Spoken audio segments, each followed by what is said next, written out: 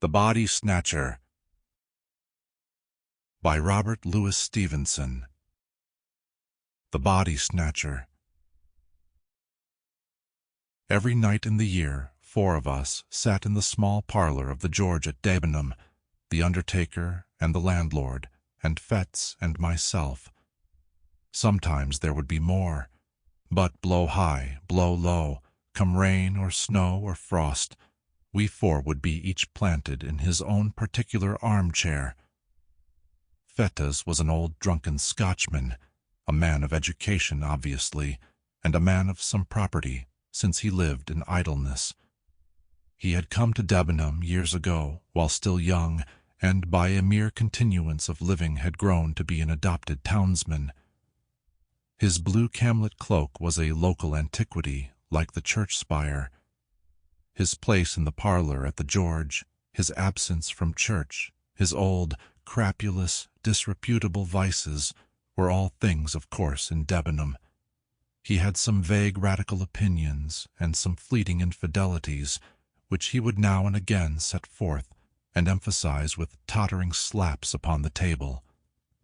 He drank rum, 5 glasses regularly every evening, and for the greater portion of his nightly visit to the George sat, with his glass in his right hand, in a state of melancholy alcoholic saturation.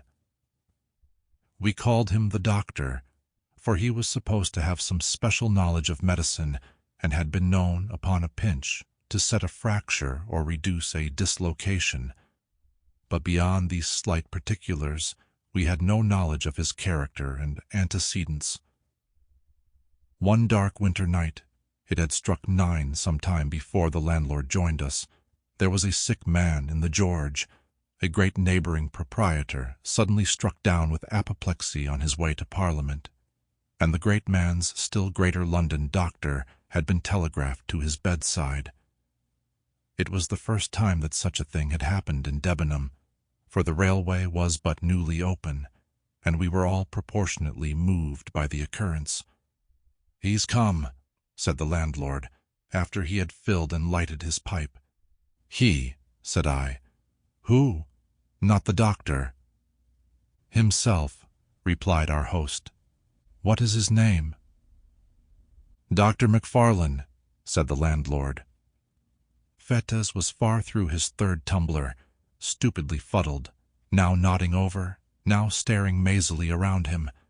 But at the last word he seemed to awaken, and repeated the name Macfarlane twice, quietly enough the first time. Sample complete. Ready to continue?